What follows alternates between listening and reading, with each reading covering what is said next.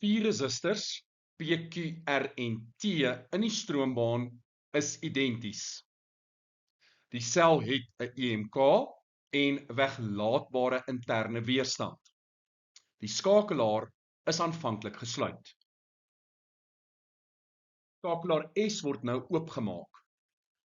Watter een van die volgende kombinasies veranderinge sal in P, R en T plaasvind?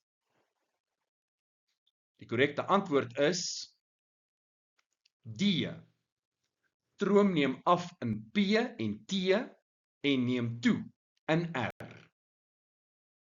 As ons skakelaar S oopmaak, dan vloei daar geen meer stroom deur Q nie.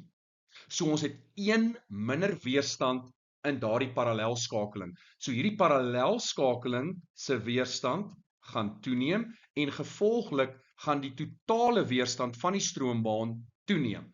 En as die totale weerstand toeneem, dan gaan die totale stroom afneem. En dit beteken dat in die geval van P wat hoofstroom ontvang, gaan daar 'n afname wees in die stroom en net so wat T betref, gaan daar 'n afname wees in die stroom deur T.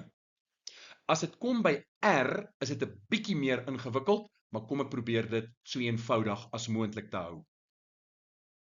Stel die EMK is 30 volt. En kom ons sê, hierdie identiese weerstande is almal 2 ohm. So daar is 2 ohm, Q is 2 ohm, R is 2 ohm en T is 2 ohm. Nou, volgens ons kortpad metode kan ons die effektiewe weerstand van Q en R bereken. Ons vat een van daai weerstande, dit is 2 ohm, en ons deel dit deur die hoeveelheid weerstande, dis ook 2. Met ander woorde, die effektiewe weerstand is 1 ohm. So, wat is my totale weerstand soos wat dinge tans daaruit sien? 2 plus 1 plus 2, dit beteken my totale weerstand is 5 ohm, en wat is my totale stroom? I is V op R, so dis 30 op 5, dit gee vir my 6 ampere. Met ander woorde, die stroom deur P is 6 ampere, die stroom deur T is 6 ampere, en omdat Q en R identies is, beteken dit 3 ampere deur Q en 3 ampere deur R. Wat gebeur nou? Ons maak daardie skakelaar oop. Geen meer stroom deur Q nie. Wat is my nuwe weerstand?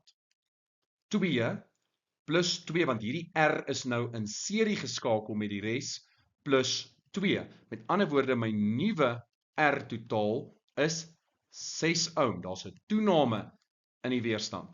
Wat is I totaal nou?